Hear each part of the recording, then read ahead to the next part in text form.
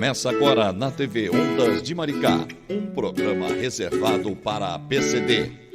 Políticas públicas e entrevistas, debates, eventos, educação inclusiva, direitos da pessoa com deficiência. O ativista e apresentador Renê Lazari e a assistente social Simone Capella, no comando do Incluindo na Conversa.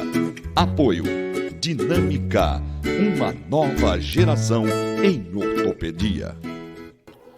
Bom dia, bom dia, bom dia Rio, bom dia Maricá. Hoje eu troquei, né? Primeiro é bom dia Maricá, depois é bom dia Rio. Hoje eu troquei as bolas. Começar pelo município, Vamos começar, né, de novo, é a chuva. Bom dia Maricá, bom dia Rio, bom dia Brasil, bom dia Planeta Terra e os outros que estiverem por aí ouvindo a gente. Mais uma quinta-feira, com a permissão de nosso Deus, agradecendo a Ele por isso e pedindo que Ele nos fortaleça e nos abençoe nesse dia. E proteja todos nós, né? Abençoado por essa chuva de hoje aí que veio melhorar um pouquinho essa secura do ar, né? Bom, hoje eu estou aqui, vou fazer minha autodescrição, viu, Simone? Que hoje eu estou vestido especialmente. Então, hoje eu sou pessoa clara, de cabelos castanhos e curtos, olhos castanhos. Não estou usando óculos hoje, não estou usando máscara, porque estou só no estúdio. E estou com a minha roupa de gala, com a minha camisa do meu glorioso Flamengo, que ontem fez a sua beleza, seu Arrascaeta aí deu a nossa alegria ontem. Bom, vamos então dar início ao nosso programa, deixando essas coisas de lado, dando bom dia ao meu querido Matheus, e já chamando a minha companheira, que hoje não está aqui ao meu lado, fisicamente, mas o coração sempre está, né? E está lá no seu escritório, fazendo já seu trabalho. Bom dia, minha querida Simone Capella, seja bem-vinda mais uma vez. Bom dia, Renê Lazari. Olha, eu estou aqui, assim, queria estar ao seu lado, porque eu ia pedir essa sua camisa emprestada, tá com o manto sagrado aí, É isso aí. né? Então, bom dia, nação rubro-negra, né? Isso. Ontem não consegui ver, mas eu já fiz a leitura do dia hoje, vi que deu um show de bola ontem, né? O Maracanã, lindíssimo. Mais uma vez a torcida rubro-negra dando o seu modelo, que é uma comemoração. Bom dia aos nossos munícipes, né? Da nossa linda Maricá. Bom dia, Niterói, onde eu estou nesse momento. Já estou a postos aqui do meu trabalho, né? Cheguei cedo hoje, debaixo de muita chuva, que é a nossa cidade de Maricá hoje. O dia custou a clarear, viu? Saí de casa às 6 e ainda estava à noite. Então, fazendo a minha descrição, né, eu sou uma mulher de pele clara, né? Estou usando um brinco curto hoje, bem pequenininho, que geralmente eu uso um brinco mais, assim, para chamar mais atenção, mas hoje eu estou discreta. Estou fazendo uso de uma camisa rosa com umas bolinhas pretas, estou de óculos, né, para perto, para poder estar fazendo a leitura junto com os meus amigos de bancada, né? Então, assim, quero agradecer mais uma oportunidade de estarmos juntos, né, Renê? E hoje a gente falando mais uma vez de um tema tão polêmico, né? E por que a gente fala tão polêmico? Porque a gente já vem discutindo isso há tanto tempo e a gente não sai do lugar, né, Viviane? A gente estacionou na educação, né? Tanto eu quanto a Viviane somos profissionais da educação, então a gente vê que a gente vem aí discutindo a questão da educação inclusiva, anteriormente chamada de educação especial, e a gente ainda continua estacionado. Bom dia, Viviane, seja bem-vinda a mais um Incluindo na Conversa, nesse dia 15 de julho. Bom dia a todos, bom dia, Maricá. Eu vou aí brincando também com vocês antes de fazer minha descrição. Né? Flamenguistas na mesa, poxa, eu sou alvinegra, hoje o meu fogão vai jogar. Não, a gente torce também pelo fogão também. Carioca é sempre carioca. Que também tem aí uma torcida bem bacana, né, em Maricá e também em Niterói. Mas é um prazer estar aqui com vocês, nesse Incluindo na Conversa. Vou fazer minha descrição. Eu sou uma mulher parda, tenho cabelos na altura dos ombros, estou com cabelo alisado, eu uso óculos, meu óculos tem uma armação na forma de um gatinho marrom. Nesse momento, eu estou sentada numa cadeira, né, no meu escritório improvisado na minha casa. Atrás de mim tem uma parede com um quadro de rosas, E eu estou muito, muito feliz de estar aqui com vocês para discutir esse tema, que é muito importante, né? Falar de educação inclusiva, e não é só para as pessoas com deficiência, na verdade, já Olá, olá. iniciando. Oi, Simone, estamos te ouvindo. Oi, Simone. Oi. Para mim tá picotando, gente. Não Tá, sei como é que tá aí para você. nós estamos te ouvindo bem. A gente está te ouvindo bem. Para mim travou tudo aqui, assim, eu tava falando, de repente apagou tudo, então a gente está voltando aqui. Com chuva a gente sabe que realmente tranquilo. Mas tá tudo... nessa tecnologia. Deixa eu só fazer uma correção aqui, 14 de julho, eu adiantei um dia que eu ia te pegar, você se salvou antes, né? Você me corrige sempre, hoje eu ia te corrigir. 14 de julho, não vamos adiantar o dia, não.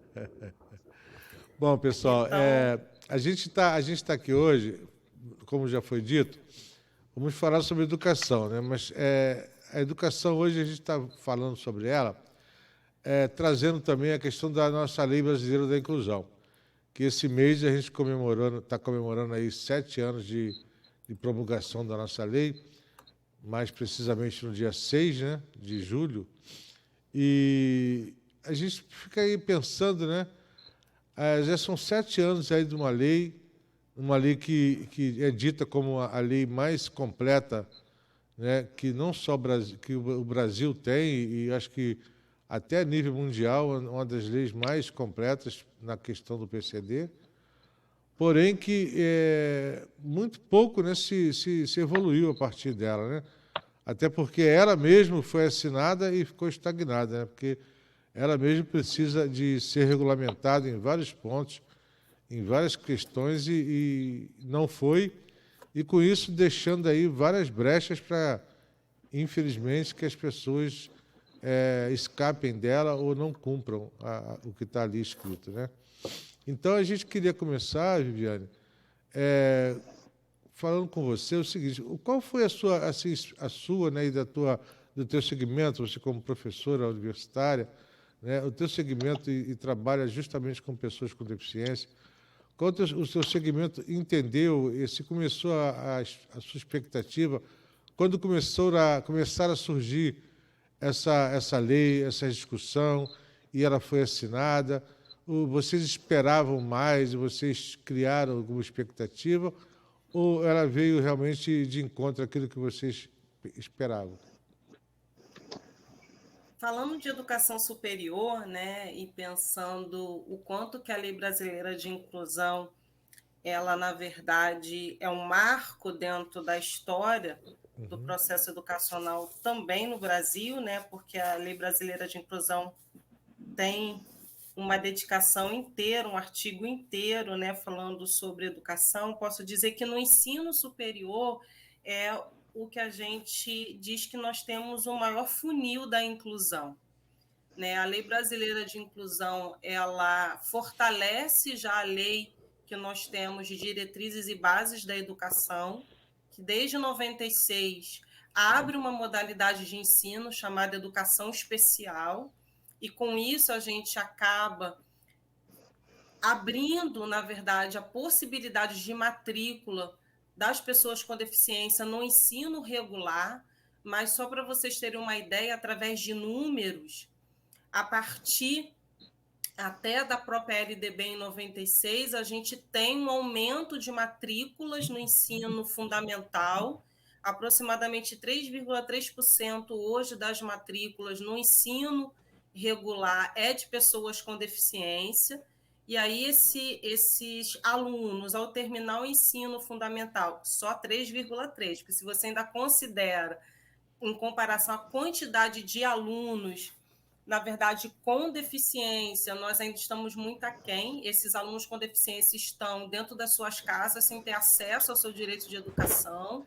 Mas pensando e raciocinando nesse funil, se eu tenho 3,3% de matrículas no ensino fundamental, isso cai para 1,7% no ensino médio, e no ensino superior, onde eu nesse momento atuo, eu tenho 0,5% de alunos com deficiência no ensino superior, né? E é muito, vamos dizer, impactante esse número, porque eu ainda tenho 0,5%, principalmente a partir de 2017, porque eu tenho a LDB, né, em 96, que é um marco importante, mas sem políticas públicas você dá acesso ao aluno com deficiência, mas você não dá permanência. Aí você tem um funil da inclusão, menos alunos saem do fundamental para o médio, menos ainda sai do médio para o ensino superior. Com a LBI, eu tenho um impositivo, que é eu abrir o acesso no ensino superior através também da lei de cotas em 2017, que foi puxada pela LBI.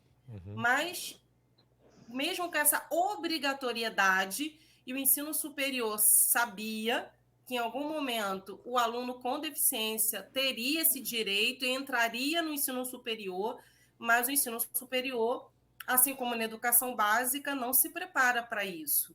E o que eu tenho ainda nesse 0,5%, né, nesse funil da inclusão, o aluno entra, ele tem direito ao acesso, mas a sua permanência acaba sendo comprometida. Né? Então, o que nós temos... Oi. Assim, você traz um olhar para a gente que a gente pouco se discute, que é a pessoa com deficiência chegar ao nível superior, né, Renê? Isso. A gente fala muito da educação infantil, da educação básica. Às vezes a gente discute um pouco ainda a questão do ensino médio, mas a gente vê essa dificuldade. Você vê que vai se arrastando, cada vez mais esse número vai diminuindo, né? Sim. E a gente você trouxe uma lembrança, né, da Lei de Diretrizes de Base de 96, ou seja, nós estamos há 26 anos com uma lei que nos deu, né, um olhar, vamos falar, um olhar especial para a educação, né, ter essa inclusão desses alunos com deficiência. Aí a gente chega 26 anos depois e vê que hoje, você trouxe um dado, 0,5%, ou seja, nenhum por cento desses alunos conseguem chegar ao nível superior. Aí a minha pergunta para você, porque o nosso tema é desafios, né?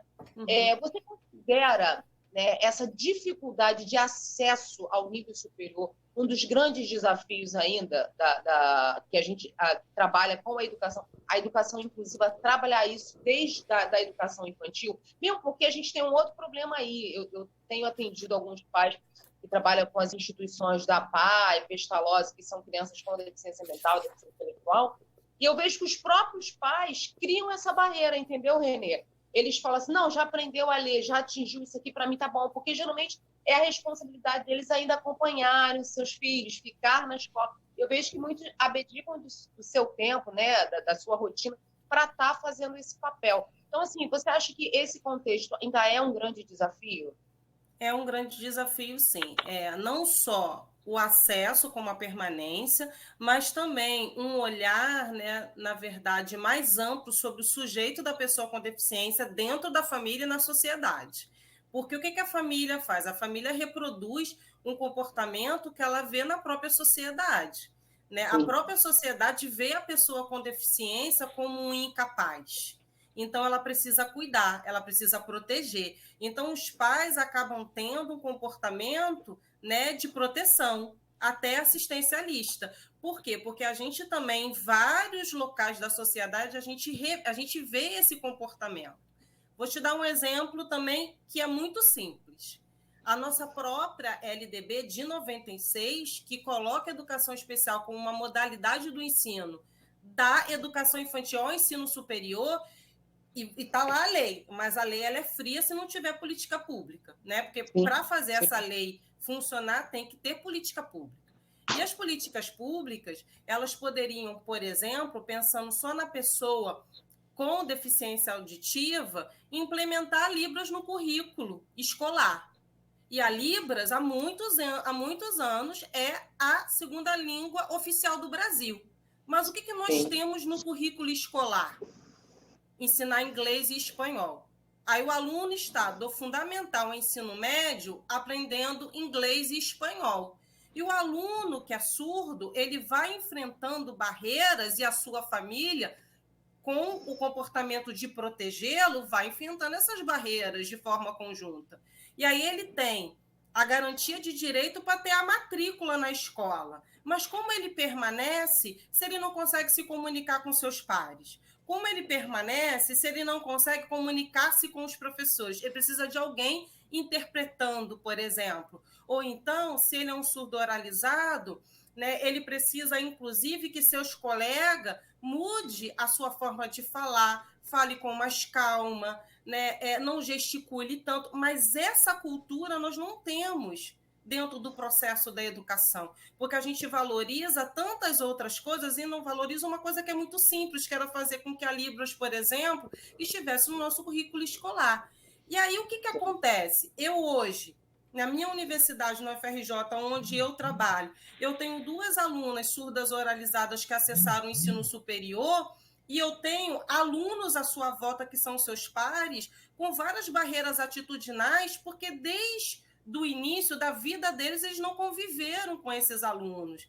E ainda reproduzem falas de que aquelas alunas que acessaram essa vaga por seu direito não deveriam estar ali. Eu ainda escuto isso. Mas por que eles crescem assim? Porque a gente, na verdade, não trabalha isso na base. E aí, o que eu tenho, por sinal? Eu tenho pais agora preocupados porque esses alunos acessaram o ensino superior e uma das coisas que eu escuto dos pais hoje no ensino superior, quando eu faço um atendimento educacional especializado, é que ele não quer mais deixar o filho entrar na universidade. Né? Então, é um grande desafio, porque ele tem esse medo do próprio preconceito, do próprio capacitismo. E aí isso é para todos os alunos com deficiência. É o surdo, é o que é deficiente intelectual. Eu tenho um aluno que é deficiente intelectual leve dentro do meu curso de graduação. E o tempo todo a família fica ali num processo em volta, preocupado do quanto que aquele aluno ele vai conseguir conviver nesse ambiente universitário, porque os seus pares não entendem a sua singularidade, a sua individualidade, porque a gente não trabalha isso nem quanto sociedade e nem trabalha isso quanto profissionais da educação dentro da educação básica. Ou seja, algo que tinha que se trabalhar desde a educação infantil. Eu sinto essa barreira nos próprios profissionais, né, da base, né? Preparar o familiar, não só o aluno, né? Preparar o familiar para ele alcançar voos mais altos, né? Ao nível superior é uma realidade. E, assim, infelizmente, eu percebo que isso não é trabalhado.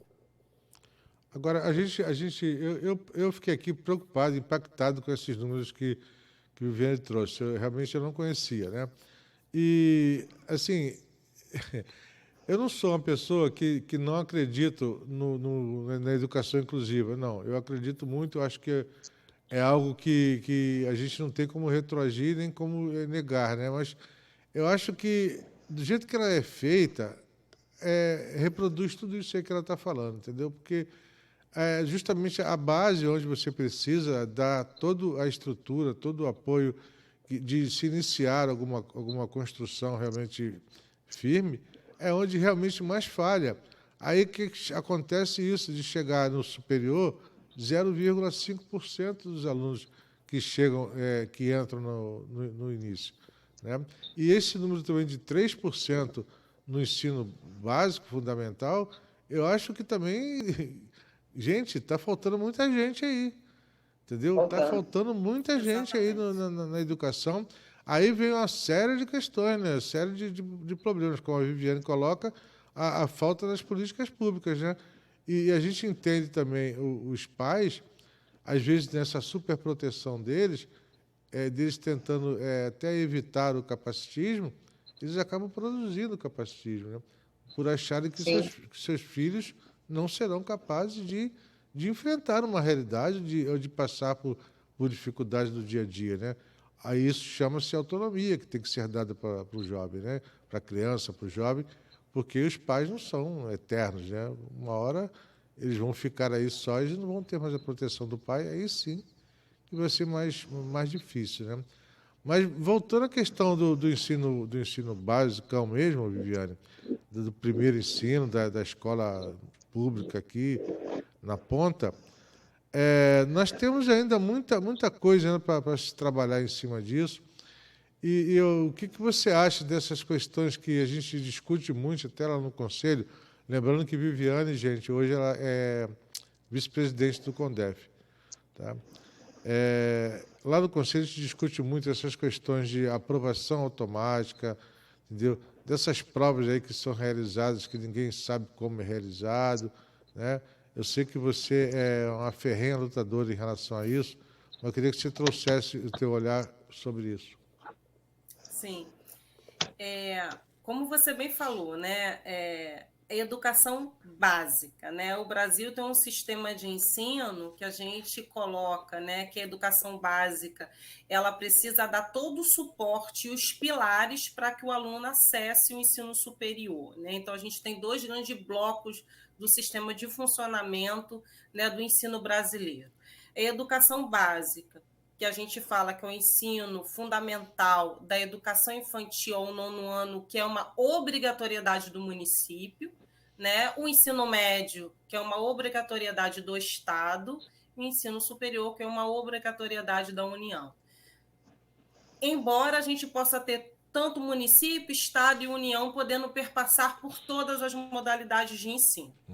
Mas vamos, né, fazer um olhar um pouco mais micro para o ensino fundamental, que é da educação infantil ao 9º ano. Porque se eu não tenho essa base, em termos de conteúdos, eu não consigo fazer um bom ensino médio, que nada mais é do que um aprofundamento até daquilo que foi dado no ensino fundamental, com algumas especificidades para preparar esse aluno, seja para o mercado de trabalho, quando ele vai fazer uma qualificação técnica, ou seja para o ensino superior, cuja a grande função é preparar o profissional para o mercado de trabalho. Então, é uma exigência ainda muito mais específica.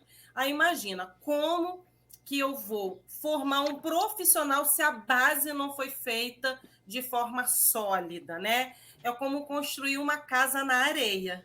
E construir uma casa na areia, né, o resultado final é que essa casa ela não vai ter base, né? Ela vai ser corroída.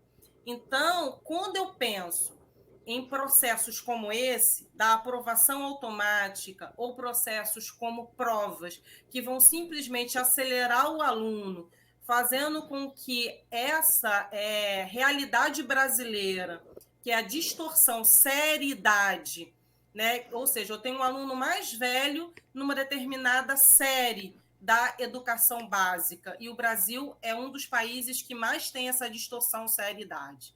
Então, hoje, você tem vários programas que buscam diminuir essa distorção para que os nossos números possam ser mais aceitáveis de forma internacional, principalmente no exame chamado PISA. Mas o que acontece é que você simplesmente precisa também preparar esse aluno para essas provas, né? Preparar o aluno para que essa distorção série-idade realmente consiga dar um resultado de formação para esse aluno. Mas o que a gente observa acontecendo tanto nos municípios, tanto nos estados, é simplesmente aplica a prova e que se dane se aquele aluno aprendeu aquele conteúdo ou não. Então, os programas que eram para você diminuir o que a gente chama de defasagem pedagógica, ele não acontece. O que eu faço é simplesmente aplicar, né, o processo avaliativo sem ter trabalhado com o aluno a defasagem pedagógica, e aí esse aluno ele vai arrastando essa defasagem em todas as modalidades. Então, por exemplo, se ele fez, né, um exame para ele ser acelerado do Fundamental 1 para o 2, sem ter visto os conteúdos necessários para isso, ou seja, um reforço pedagógico, ele vai chegar no 6º ano precisando de determinados conteúdos que ele não viu porque ele foi acelerado. E aí você tem o mesmo raciocínio invertido sendo feito do 6º ao 9º. Aí esse aluno só vai carregando defasagem pedagógica. Aí ele chega no ensino médio. Quando ele chega no ensino médio, a mesma lógica se aplica. E aí ele chega no ensino superior. E muitas das vezes eu pego um aluno no ensino superior em que ele tem tanta defasagem pedagógica que a gente, no primeiro período, por exemplo, de vários cursos na universidade, a gente tem disciplinas de nivelamento pedagógico. Porque eu venho arrastando essa defasagem desde o ensino fundamental 1. Entendi. E aí eu faço um questionamento, né? A que serve esse tipo de educação? né? Que é sempre o questionamento que eu faço como pesquisadora e como educadora. Porque se eu, na verdade, dentro da educação pública, eu estou falando de educação pública, né? Eu não estou nem falando do sistema privado, porque isso não acontece no sistema privado. Embora as concessões das escolas privadas é uma concessão do Estado, né, do Estado brasileiro. Mas o que eu tenho o aluno que acessou o ensino público, ele acaba não tendo uma base pedagógica, ele não é formado dentro dos conteúdos que hoje a humanidade descobriu em todas as áreas. Nas áreas das linguagens, nas áreas de tecnologia, na área das ciências da vida, ciências da saúde, que é onde eu mais atuo, ele não tem essa base e ele vai arrastando essa defasagem ao longo de todas as etapas de ensino. Por quê? Porque esses processos de aceleração, eles não visam recuperar o aluno pedagogicamente. Ele visa simplesmente maquiar números, né? Que é você ter as aprovações. E isso acaba, né, Renê? Esse aluno, ele entra para a universidade e a gente considera que ele vai sair o profissional. Então, eu acho que essa defasagem também acaba perpassando para os profissionais que a gente está formando, né, Viviane? É isso que eu ia falar agora, Simone, porque é engraçado que a gente fala, né, da base ao superior, né? Mas isso depois retorna, né? Vem do superior para a base, né, através dos profissionais. Né?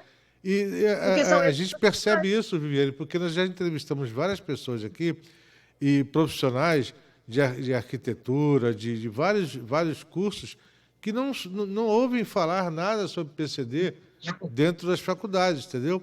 Não tem nenhum preparo para lidar com esse público. Será também que não existe uma defasagem também no superior, nesse sentido, de preparar melhor os profissionais que vêm para o mercado? Sim. Não, deixa eu só fazer um gancho na fala do Renê. Né? Eu trabalho com equipe multidisciplinar, né? Com vários profissionais. E o que eu vejo? Em todas as áreas, né? Engenharia, arquitetura, serviço social, educação física, esses profissionais, Renê, eles têm, às vezes, uma optativa, uma eletiva que traz a pauta da acessibilidade, que traz a pauta da inclusão, a pessoa com deficiência. Então, assim, você, enquanto professora da universidade, Viviane, o que está sendo construído a nível, né, dos professores de estar trazendo isso como uma obrigatoriedade dentro dos cursos? Porque você falou, né, dos alunos vão chegando, vão se arrastando essa defasagem. Mas, como eu ressaltei, esses alunos saem da faculdade para serem os profissionais e acabam perpassando isso para os alunos. Então, como o Renê falou, é cíclico, né? Sim. E cabe a nós, né, membros da sociedade, e quebrando esses ciclos que são viciosos, né? É difícil, mas eu acho que nesse momento, igual a gente está aqui, pelo menos fazendo essa discussão, a gente já traz, né, algumas reflexões àqueles que estão nos ouvindo, principalmente o poder público, né? Porque o que acontece? Os poucos que chegam no ensino superior, vamos dizer, esse 0,5% que chega, ele, embora tenha essa defasagem pedagógica, e tem não só o aluno com deficiência, tá, gente? Mas os sem deficiência também, porque aí eu estou falando de educação pública e todos que chegam. Mas é claro que dentro desse 0,5%, que é o que a gente chama de público-alvo da educação especial, né, se eu trago a perspectiva da inclusão, esse aluno ele sofre muito mais barreiras no ensino superior. Porque se a educação básica tem barreiras arquitetônicas, barreiras pedagógicas, a gente acabou de falar da aceleração, do despreparo dos profissionais da educação para fazer com que ele aprenda, né, educação básica. Imagina no superior, onde, na verdade, os professores que estão lá, né, as universidades brasileiras, elas têm profissionais que foram formados principalmente para trabalhar com pesquisa. Eu, por exemplo, quando me tornei professora universitária, me foi, né, vamos dizer, obrigatório eu ter o doutorado, mas o doutorado dentro da minha área de atuação, que era ciências da saúde. Ninguém me pediu doutorado em educação especial, mas o aluno com deficiência está chegando no ensino superior. Sim. O que nós temos é desde o técnico de educação que está lá na secretaria e que faz a matrícula do aluno e que ajuda esse aluno, né, a fazer as suas escolhas de disciplina, ele não sabe lidar com a pessoa com deficiência. Aliás, ele não sabe lidar com a diversidade humana, porque Sim. ele não sabe lidar com a pessoa com deficiência, ele não sabe lidar com a mulher, com o negro, com o magro, com o pobre que chega no ensino superior, com o LGBTQIA+. Ele não sabe lidar com a diversidade, porque aí ele faz os pré-julgamentos se aquela pessoa tem o direito de estar ali ou não. Então, o despreparo, desde a estrutura, que é o recurso humano, que é o fundamental para você desenvolver pessoas, até a estrutura física, que é uma rampa de acesso, que você pode pensar que é o mais simples, mas os prédios das universidades brasileiras vêm, da década de 40 do século passado. Então, são escadas. Não tem rampa, não tem corrimão, não tem piso tátil. Né? Então, assim, então você pensa que há investimento público para mudar a estrutura arquitetônica seria o mais simples, mas nem isso eu tenho no ensino superior. O mais complexo seria eu ter pessoas formadas com o olhar da diversidade humana. Isso, então, é um investimento que acaba acontecendo a partir de professores que pesquisam isso. Eu sou pesquisadora dentro da área da educação especial e da educação inclusiva, pelos meus motivos pessoais. Sou irmã de pessoa com deficiência, sou mãe de pessoa com deficiência. Mas eu, dentro hoje do maior centro de ciências da saúde do Rio de Janeiro, que está dentro da FRJ, eu, com mais 2 professoras, faço parte de uma coordenação de acessibilidade da Faculdade de Farmácia, porque nós pesquisamos. Porque eu não tenho funcionário público concursado ou mesmo contratado em educação especial para lidar com esse público. Entende? Sim. Então, assim... Esse público, é como você falou, esse público está chegando, né? Acho que está chegando. E eu acho, não tenho certeza, né? Eu e Renê, a gente conversa muito sobre isso. Se você vê esse despreparo, né, Renê, no nível superior, né, nessa formação, né, que é tão difícil de chegar, a gente sabe que fazer um nível superior no nosso país é uma realidade ainda para poucos, né, Viviane? Claro que isso melhorou muito, né? Nem se compara, né? Ao que eu encarei, você encarou, eu venho de uma universidade federal, né? Mas a gente ainda vê esse despreparo. Eu vou te contar uma experiência que eu vivi há pouco tempo. Uma escola me convidou, de um amigo, para eu ver o vaso sanitário estava de acordo, porque eles tinham 2 alunos de cadeirante, né? Simone, dá uma olhada, você trabalha com acessibilidade. Eu fui. Só que eu fui ver o banheiro, fiz umas considerações e pedi para ver os alunos. Eu falei, deixa eu ver. E ele me mostrou pela janela e eu olhei uma das alunas cadeirantes, a professora fazendo uns exercícios, né, uma aula dinâmica com as crianças, e ela numa dificuldade para fazer aquilo. Eu fiquei olhando, eu falei, qual o diagnóstico da aluna? Aí ele olhou para mim e falou assim, você sabe que eu não sei? Aí eu falei, ué, gente, como assim eu não sei, né? Aí eu falei, mas... E aí chamei a professora, eu falei, bom dia e tal, me apresentei, aí eu falei, professora, qual o diagnóstico dela? Eu não sei. Olha só, Viviane, a criança estava fazendo... Aí eu fui à coordenação, né? Eu fui na coordenação e perguntei assim, a aluna e tal, do 3º ano, né? Eu vi, qual o diagnóstico? Aí a coordenadora pedagógica falou assim, eu acho que é... Aí ela ficou tentando lembrar a sigla. Eu acho que é homem, acho que é AME. Eu falei, AME? Isso, AME. Gente, eu falei, meu Deus, peraí, como que matricula um aluno? Não, o professor não tem uma orientação, o aluno faz a matrícula, Renê, e não entrega um laudo médico, um parecer, um diagnóstico, um histórico, não tem nada. E a criança estava fazendo um exercício que ela não poderia estar fazendo. Exatamente. E assim, o que me chocou foi saber que, tudo bem, o rapaz, de repente, o inspetor, né, ele deveria saber, seria interessante, mas a professora, aí você vai para uma coordenadora pedagógica e te fala isso, eu acho que aí faz M, homem, AME, aí começou, sabe? Então, assim, você vê esse despreparo na porta dele. Gente, como que você inclui? Olha, a gente está falando de inclusão, educação inclusiva. Aí você bate no peito, eu sou uma escola inclusiva, mas assim, o aluno faz a matrícula, não tem um acompanhamento, o professor não sabe se ele o horário que ele tem o medicamento, as necessidades, as suas particularidades, entendeu? Então você vê assim esse despreparo. Você tem a barreira arquitetônica, que eu fui para fazer um olhar do vaso, mas não tem a quebra da barreira atitudinal de fazer o acompanhamento desse aluno ao entrar na escola. Entendeu, René? Você Isso se gera depara com isso ainda. Isso gera, né, as barreiras pedagógicas. Porque, por exemplo, se ele faz algo que ele não pode fazer, você pode, inclusive, aumentar, né, o que a gente chama que é a incapacidade daquele aluno naquele aspecto motor, né? Então, assim, é uma Exatamente. consequência de coisas. Por isso que, na verdade, né, um outro conceito que eu gosto de bater bastante é quando a gente fala de educação inclusiva, e as pessoas acham que eu falo de educação inclusiva, é só olhar a pessoa com deficiência, e não é. O conceito de Não é? educação inclusiva é uma perspectiva de educação. E perspectivas significa que, se é uma perspectiva de educação, todos nós precisamos pensar e acreditar na educação inclusiva. Então, se eu tenho, desde a secretaria, que nem sabe o que é e não acredita na importância da inclusão, isso só é um efeito em cascata, né? Um efeito em cadeia. Então, eu não vou ter o professor de educação física, ou o professor de sala regular, ou até mesmo o professor de AE, que é, dentro da educação básica, o mais preparado para receber as pessoas com deficiência, né, conseguindo fazer um trabalho de aprendizagem assertivo, um trabalho de desenvolvimento pedagógico.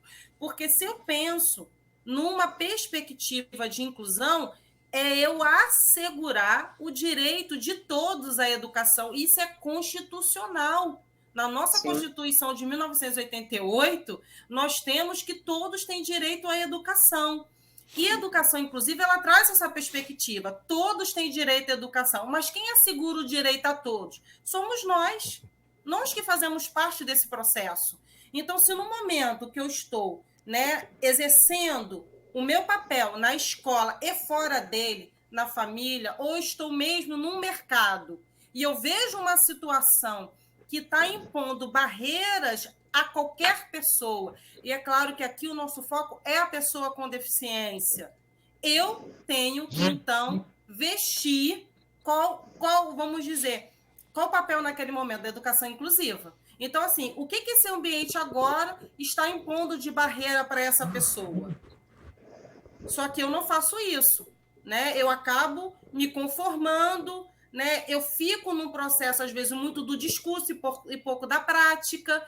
E aí a gente vê só esse aumento, gente, dessa sociedade que nesse momento é totalmente não inclusiva em todas as modalidades de ensino. E é claro, no ensino superior, que o impositivo da Lei Brasileira de Inclusão, que levou a uma outra lei, que é a Lei de Cotas, fez com que o aluno tivesse acesso ao ensino superior, mas eu não tenho políticas institucionais ainda no ensino superior para assegurar a permanência desse aluno.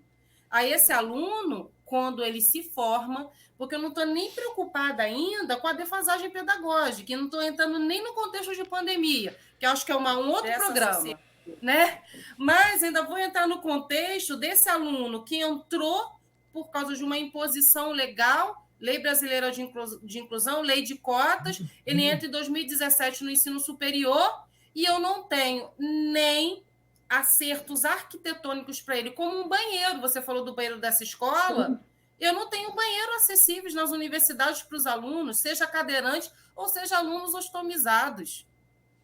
É essa a realidade do ensino público brasileiro, né? E o ensino superior é da mesma forma. Então, se eu não tenho, imagina, acessibilidade arquitetônica, eu vou ter acessibilidade e inclusão pedagógica se, por exemplo, todo mundo que está lá, que entrou há 20 anos atrás num concurso público, não lhe foi exigido que ele tivesse formação para isso, eu estou formando essas pessoas que, por um acaso, só se ela tiver vontade. Porque, por exemplo, eu e a outra professora que coordenamos um núcleo de acessibilidade num curso de graduação da FRJ, a gente vai por motivações pessoais e motivações de pesquisa. Entende? Então, assim, é um desafio, como você botou no tema, enorme, gente. É matar um leão a cada dia. É muito complicado. Agora, eu queria só pegar uma fala que você e Simone colocaram, que eu achei interessante, né? Nós estamos falando sobre educação. Aí vocês falam que esse público está chegando, né? E a gente tem que prestar atenção, né? Quando eu digo nós, prestar atenção, nós todos né, o PCD, o poder público, todo mundo presta atenção, que esse público ele não está chegando só na educação, ele está chegando na educação, está chegando no mercado de trabalho, está chegando no esporte, está chegando na política, está chegando em todas as áreas da sociedade. E a gente tem que começar a prestar atenção nisso. E eu acho assim, a militância PCD também, eu acho que nós temos um pouquinho de parar de... a gente tem aqui nosso lema, né? Nada sobre nós sem nós. Mas eu acho que a gente tem que parar de falar de nós para nós. Só para nós, entendeu? A gente tem que falar para todo mundo, porque é aquilo. Às vezes eu falo assim, fulano fez isso, fez aquilo. Ontem, por exemplo, me ocorreu uma situação engraçada, né? Eu fui à rua com a minha esposa, aí no caminho nós passamos num rapaz da esquina, que ele vende terra adubada, né? Aí pedimos ele para levar 4 saquinhos de terra para a gente, ele foi levar para mim. Um senhor já de seus 68 anos, por aí. Quer dizer, não é tão velho, né? Então, ele chegou no meu quintal, entregou a terra. Aí eu falei assim, eu posso falar com o senhor? Eu falei assim, pode. Aí ele, o senhor tem que fazer um propósito com Deus, né? Que o senhor não pode aceitar isso. Você não pode, você tem que dizer para isso que o senhor não aceita isso. E se o senhor fez alguma coisa de errado no passado, ele vai te perdoar. Entendeu? Então, é aquele pensamento lá de trás, gente, sei lá, séculos atrás, de que a pessoa com deficiência... Quase da Idade Média, a pessoa com deficiência era desprovida da graça de Deus, entendeu? De Deus. E você dá encontra isso. Mas isso, às vezes, também é o quê? É falta de conhecimento, falta da pessoa saber ouvir, né? Por isso que a gente tem que estar aqui no programa falando, e vários programas, de várias situações. Eu acho que a gente tem que dar palestras em colégios, dar palestras em vários lugares para a gente mostrar realmente uma realidade que as pessoas não conhecem. E só vão conhecer quando viverem. E não precisa eles terem essa experiência só quando viverem, né? Então, eu acho que, enfim, a gente precisa realmente mobilizar um pouco mais essa militância que está muito, muito esfriada aí depois da pandemia. Então, ficou bem mais complicada, né? Mas eu acho, Renê, já que a nossa pauta é desafios, né? A LBI, aí a gente fazendo essa discussão em cima da lei brasileira, né? Já. Inclusão, os 7 anos aí, são muitos desafios, né? E a gente resolveu trazer a educação como primeira pauta, porque é algo que a gente ainda está batendo, dando murro em ponta de faca, né? Eu acho que minha mãe sempre repete esse ditado para mim. Mas eu acho que se a gente pudesse ressaltar uma melhoria, eu acho que a melhoria é isso que está acontecendo aqui, né, Viviane? Claro. Você, o Renê, trazendo essas pautas, trazendo essas discussões, né? A gente vê, teve um aumento significativo, né? Pequeno, mas foi um aumentozinho na questão desses alunos chegarem ao nível superior, como o Renê disse, eles estão chegando não na velocidade que a gente queria. A gente queria chegar no teatro e ter pessoas com deficiência tendo cultura, a gente queria chegar na praia, ver pessoas tendo o seu lazer garantido, né, com acessibilidade. A gente queria chegar, a gente sabe, a gente vê, mas não com a quantidade que a gente gostaria, né, Renê? A gente gostaria que a LBI fosse respeitada em todos os âmbitos, na cultura, no lazer, na educação, na saúde. Saúde, então, se a gente for pegar aqui para discutir, eu acho que a gente tem que falar também dos desafios, né? Que a LBI, a gente tem até vergonha de ler o que a LBI garante para as pessoas dentro da temática saúde, né? Então, assim, Viviane, você, como você falou, você é mãe e irmã. Eu sou filha e sou tia. Minha mãe é uma mulher com deficiência, eu tenho sobrinhos com deficiência. E eu vejo a dificuldade, entendeu? Ainda dessa inclusão na saúde. A gente hoje está falando de educação. Educação e saúde, 2 direitos garantidos. Então, assim, a gente não está pedindo nada, a gente não está, eu quero... Não, a gente só está pedindo que a lei seja cumprida, só isso. E a LBI é um marco para a gente que trabalha na educação, que trabalha na reabilitação, que é do movimento. A gente comemorou isso com tanta, né? Agora vai. Pelo jeito, 7 anos ainda, né? Eu acho que está no engatinhar ainda. Não sei nem se está engatinhando, né? Eu acho que está levantando a perninha. Eu acho assim, em cima do que Renê falou, o que você falou, Simone, a grande contribuição, a meu ver, da Lei Brasileira de Inclusão foi dar um pouco de capilaridade. Em que sentido, né? Se eu pensar na minha geração, eu não tive contato com pessoas com deficiência, a não ser no meu âmbito familiar. né? Mas, por exemplo, os alunos com deficiências estavam reclusos nas escolas especiais. O que a Lei Brasileira de Inclusão traz como um grande benefício e que já vinha com a LDB foi aumentar, por exemplo, o número de matrícula dessas pessoas, das pessoas com deficiência no ensino regular. Com isso, eu sou obrigada a conviver com as pessoas com deficiência. E nessa obrigatoriedade, eu tiro todo mundo da zona de conforto. É o que eu chamo de direito de reivindicação. O fato da pessoa com deficiência estar nos espaços, seja escolares e espaços públicos, ele reivindica o estado dele estar ali. E ao estar ali com uma reivindicação, ele incomoda os sujeitos à sua volta. Então, hoje, quando o René ainda escuta, né, que a pessoa pensa que ser uma pessoa com deficiência é porque ele saiu da graça de Deus, né? E isso é um conceito que vem lá, né, da exclusão, em que se você estivesse, inclusive, fora da graça de Deus, você era condenado à morte. É o que a gente via, né, no início do século na história da pessoa com deficiência. As pessoas não tinham direito à vida. Isso, né? Era dado ao pai tirar a vida de um filho com deficiência. De um filho com deficiência, né? E a gente vê que... Aristóteles, né, escreveu isso. Em termos de história, de humanidade, a gente avançou. E aí, quando a gente pega a LBI no Brasil, a gente faz com que, embora seja ainda, só pensando nos números da educação, 3% nas escolas, né? Eu já faço com que as pessoas à sua volta se mexam e digam, opa, olha só, existe um sujeito diferente de mim.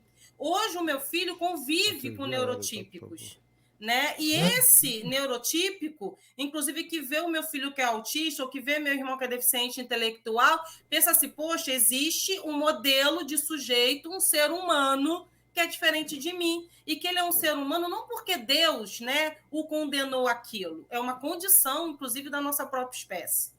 Né? Então, isso faz com que a gente realmente, a médio e longo prazo, a gente faça com que essas pessoas tenham um entendimento diferente de quem é esse sujeito. Então, o que eu penso que a LBI trouxe de melhorias é isso, é abrir o acesso. O que a gente precisa avançar, políticas públicas para permanência. Porque a gente não tem permanência em nada, o nosso ambiente não é inclusivo. Então, acho que esse é o nosso desafio. Eu acho assim também, eu queria também deixar a colocação aqui, Viviane, já que nós somos, todos nós três aqui, que estamos participando hoje, somos garantidores de direitos, né? Então, eu venho pensando, já falei com algumas pessoas, mas não tive muito sucesso. Eu não sei se eu estou errado, né? Mas acho que vocês podem me ajudar nesse sentido. A nossa Lei Brasileira de Inclusão, como vocês todas falaram, claro que ela foi para nós muito importante e continua sendo. De tudo isso que vocês falaram, acho que ela jogou luz na questão PCD, né? Ela deu uma visibilidade muito maior, a gente conseguiu trazer muito mais discussões a partir de então. Agora, tem algumas brechas, algumas falhas, né, que a gente sabe que todas elas têm.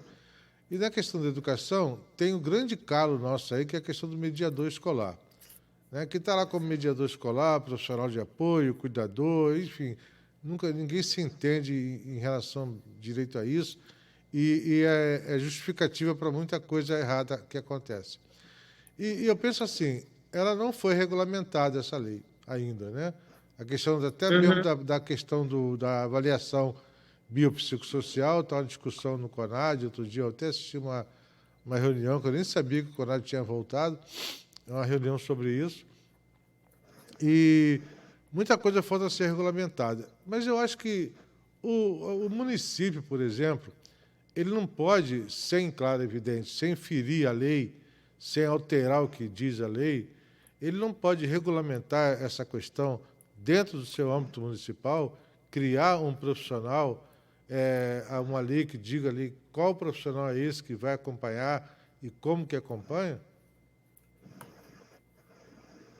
Ele deve, né?